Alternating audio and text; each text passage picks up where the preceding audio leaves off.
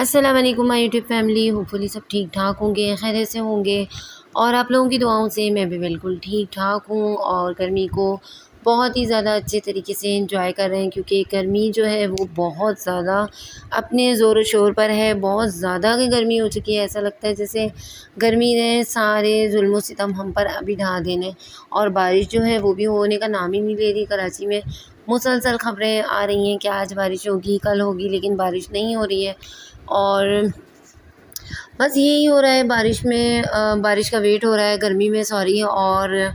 گرمی کی وجہ سے بالکل بھی باہر نہیں نکلنا ہو رہا۔ بہت زیادہ اپنا خیال رکھیں، اپنے پیاروں کا خیال رکھیں، کیونکہ یہ گرمی ایسی ہے جو بہت زیادہ نقصان دہ ہو سکتی ہے اگر باہر نکلنے کی صورت میں۔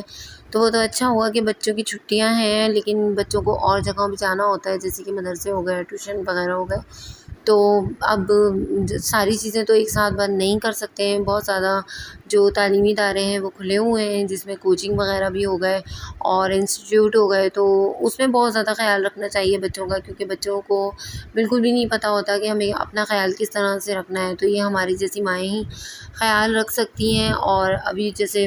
صبح صبح لوڈ شیڈنگ ہو جاتی ہے، اس کے بعد پھر سویا بھی نہیں جاتا، تو اس سے اچھا یہ ہوتا ہے کہ گھر کی کلیننگ وغیرہ کر دی جائے۔ اور آج کا جو ہمارا ٹاپک ہے وہ یہی ہے کہ ہم کس طریقے سے اپنی بیوی پر، اپنی جو لائف پارٹنر ہوتی ہے وہ اس کے اوپر انویسٹ کریں، کیونکہ ہوتا ہی کچھ یوں ہے کہ ہم ہر چیز کے اوپر انویسٹ کر دیتے ہیں، لیکن اپنی جو لائف پارٹنر ہے اس کے اوپر بالکل بھی انویسٹ نہیں کرتے۔ اچھا، یہاں پہ آ کے ہم تھوڑی سی غلطی کر جاتے ہیں کہ جب ہم اس کے اوپر انویسٹ نہیں کریں گے تو وہ ہمیں کس طریقے سے ہنستی ہوئی، مسکراتی ہوئی نظر آئے گی، کس طریقے سے ایک صحت مند عورت جس طریقے سے بچوں کو سنبھالتی ہے، فیملی کو سنبھالتی ہے، اپنی فیملی کو سپورٹ کر رہی ہوتی ہے، وہ اس طریقے سے نہیں کر پائے گی۔ اور جب وہ تھکی رہے گی تو آپ نے ہی پہ شکایت کرنی ہے کہ یار یہ تو تھکی رہتی ہے، یار یہ اس کو تو بیماریاں اتنی ہیں۔ یار یہ چیزیں ہوتی ہیں نا، یہ ہم شکایتیں تو کرنے کھڑے ہو جاتے ہیں، لیکن ہم یہ چیزیں نہیں دیکھتے کہ ہم سے کہاں غلطی ہو رہی ہے۔ جب ہم سے غلطیاں ہوتی ہیں تو ہم اس کو نہیں پکڑتے، لیکن جب بیوی سے غلطیاں ہو جاتی ہیں تو وہ اگر اس کو آرام کی ضرورت ہے، اس کو آرام نہیں مل رہی۔ اچھا، یہ دیکھیں، ہسبینڈ جو ہوتے ہیں ان کو دن میں بہت دفعہ لیٹنے کے لیے بھی ٹائم مل جاتا ہے، ویکلی بھی ان کو 1 یا 2 چھٹی ایک ہوتا ہے نا کہ کام کی طرف سے مل جاتی ہے، تو اس میں کیا ہوتا ہے وہ اپنا لیٹ بھی جاتے ہیں، بیٹھ بھی جاتے ہیں، آرام بھی کر رہتے ہیں۔ لیکن عورت کا کیا ہے، اگر عید ہے، تہوار ہے، کوئی فنکشن ہے، تو اس میں بھی اس کو اسی طریقے سے پارٹیسپیٹ کرنا ہے۔ اگر دکھ ہے، بیماری ہے، اگر اس نے یہ کہہ دیا ہے میں نے اس چیز میں شامل نہیں ہونا، تو پھر لوگ کہہ دیتے ہیں کہ یار تم تو چلتی ہو، یار تم نے تو جو ہے نا اس میں شامل ہی نہیں ہونا، تم نے تو بیماری کا بہانہ کر دیا۔ حالانکہ وہ اندر سے اس وقت بیمار ہوگی، وہ ٹوٹی ہوئی ہوگی، اسے بہت زیادہ ذہنی ٹینشنیں ہوتی ہیں گھر کی اور ہسبینڈ کی، بچوں کی، فیملی کی، لیکن کوئی اس کے چیزوں کو سمجھنے والا نہیں ہوتا۔ تو یہ ایک ہسبینڈ کا کام ہوتا ہے کہ وہ اپنی بیوی کی ان چیزوں کو پورا کرے، اس کو سمجھے،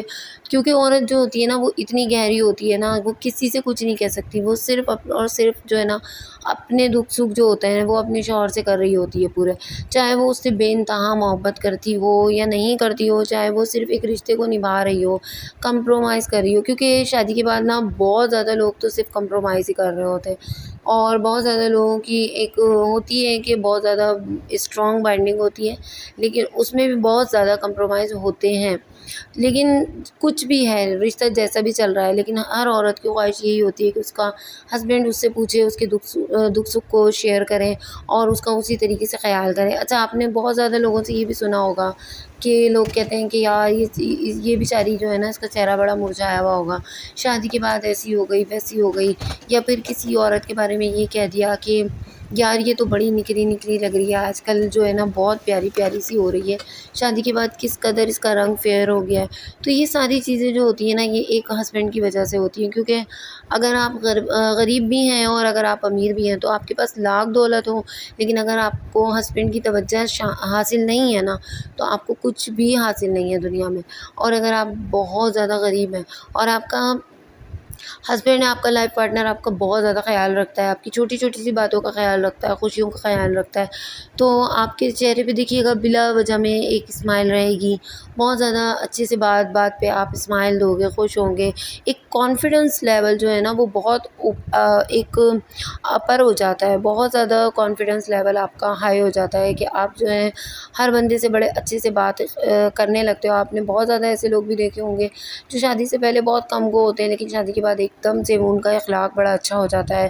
تو بہت ہی زیادہ اچھے ہو جاتے ہیں، بہت ہی زیادہ وہ ایک دوسرے کی کیئر کرنے والے، کیئرنگ بن جاتے ہیں، تھوڑے سے لونگ بن جاتے ہیں۔ تو اس کی بھی یہی وجہ ہوتی ہے کہ اگر ہسبینڈ ہے تو وائف، اور اگر وائف ہے تو ہسبینڈ، تو ان کا جو لائف پارٹنر ہوتا ہے نا، ان کو بہت زیادہ سپورٹ کرنے والا ملا ہوتا ہے، اور بہت زیادہ تو میری بہنیں ایسی ہوتی ہیں جو بہت زیادہ اپنی باتوں کو،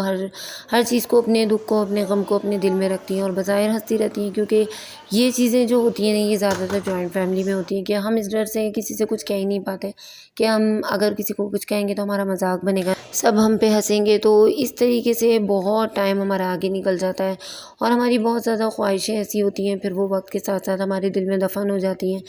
اور پھر وہ حسرتیں بن جاتی ہیں وقت کے ساتھ ساتھ۔ تو اپنی باتوں کو، اپنی خواہشوں کو خدا را حسرتیں نہ بننے دیجیے،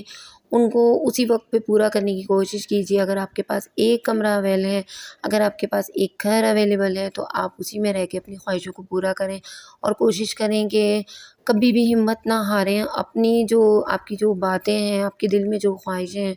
وہ آپ اپنے وقت کے، اپنے ماحول کے حساب سے تھوڑا تھوڑا کر کے کسی بھی طرح اسے پورا کریں، کیونکہ وقت کا کام ہے نکل جانا، اور وقت ایک دفعہ نکل جاتا ہے تو پھر واپس نہیں آتا۔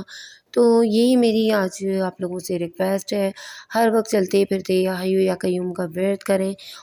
کیونکہ یقین کریں اس میں اتنا دم ہے، اتنا یہ طاقتور ورڈ ہے نا اللہ تعالیٰ کا، کہ اس کو جب پڑھتے ہیں نا تو بہت زیادہ اتنی روحانی ہمارے اندر پاور آ جاتی ہے